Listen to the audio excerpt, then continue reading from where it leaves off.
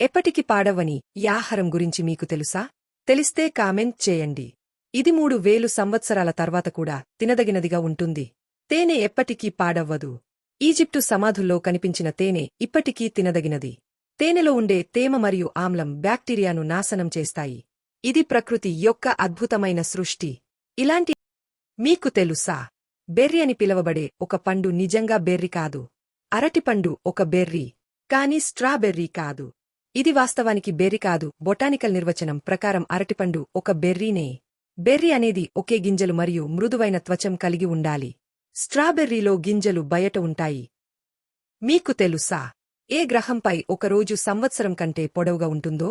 ఇది సూర్యుడికి దగ్గరగా ఉంటుంది. ఆ గ్రహం ఏదో మీకు తెలిస్తే కామెంట్ చేయండి.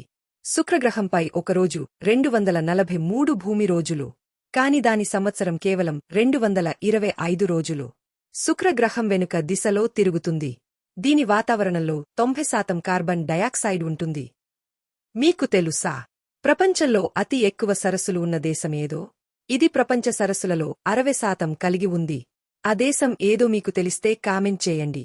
కెనడాలో 2 మిలియన్ కంటే ఎక్కువ సరస్సులు ఉన్నాయి.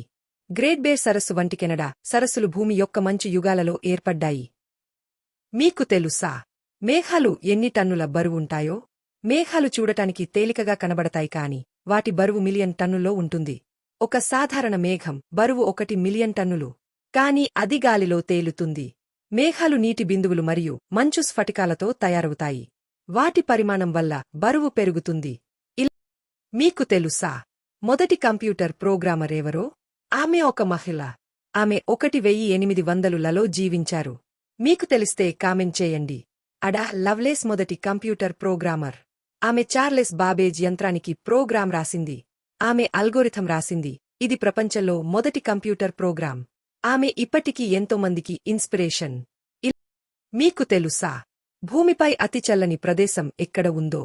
ఇక్కడ ఉష్ణోగ్రత -71.2 డిగ్రీల సెల్సియస్కు చేరుకుంటుంది. ఈ ప్రదేశం మీకు తెలిస్తే కామెంట్ చేయండి. రష్యాలోని ఓయిమ్యాకన్ అనే గ్రామం భూమిపై అతి చల్లని ప్రదేశం. ఇక్కడ ప్రజలు నివసిస్తున్నారు. ఇక్కడ శీతాకాలం 9 నెలలు ఉంటుంది. కార్లు నిరంతరం నడుస్తూనే ఉండాలి, లేకుంటే ఇంజిన్ గడ్డకట్టిపోతుంది. వీడియోని లైక్ చేసి షేర్ చేయండి. ఇలాంటి మరిన్ని వీడియోల కోసం మన ఛానల్ని సబ్స్క్రైబ్ చేయండి.